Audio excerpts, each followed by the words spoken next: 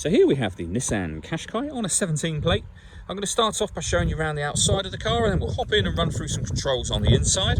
But from the outside, you can see it's a 5-door car with alloy wheels and tinted windows. Let's start off inside the boot and then work our way around the rest of the car from there. So as we approach the boot, you can see we have reversing sensors. This car's also got a 360 parking camera. I'll show you that when we're inside the car. Plenty of boot space, as you can see, along with that 60/40 split folding rear seat. And then these two tray sections will lift and remove to give you even more boot space should you need it. Okay, so we're just going to work our way back round to the front of the car, and then we'll hop in and run through some controls on the inside. But now that we've done a full circle of it, you can see it's in excellent condition the whole way round. Just briefly before we climb in, I think it's well worth seeing the interior from this exterior point of view. There's plenty to run through on the dashboard, so let's hop in and we'll do that right now. Okay, now that we're inside the car, we're going to start with the dials. On the left-hand side, we have the rev counter, and on the right-hand side, the speedometer and fuel gauge.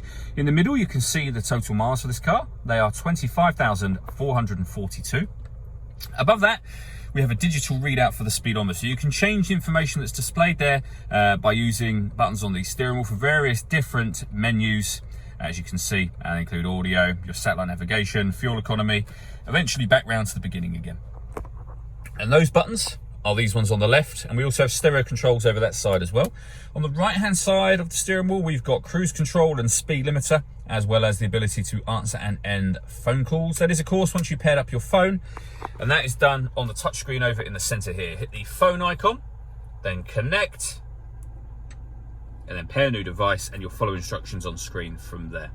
This car's got satellite navigation. It's accessed up here. There's a full video that shows how that works on both our website and also on our YouTube channel as well.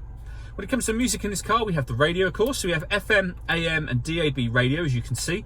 If you listen to your own music, you can do that via the auxiliary input, the USB input, and you can stream your music wirelessly via Bluetooth audio as well. On top of that, I mentioned when we were at the rear of the car that we've got a 360 parking camera. So what that is a reversing camera and a bird's eye view image of the car, exactly where it's parked right now.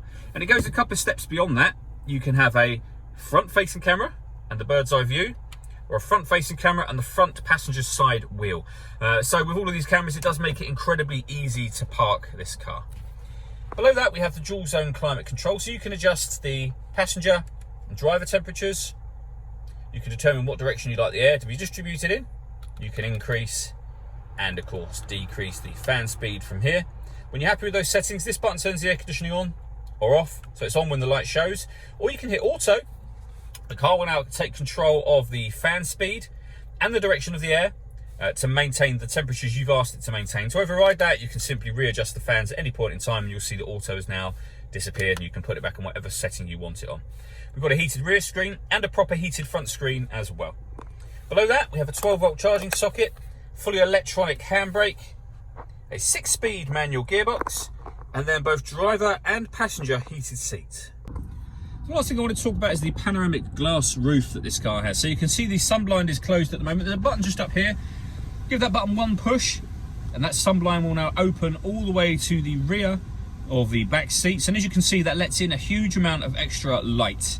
It does really give the cabin a much larger feeling as well. All that leaves me to say is thank you for taking the time to watch this video. If you'd like to come and see this car in person and have a test drive, please feel free to call any of our MJA sites. We'd love to hear from you soon.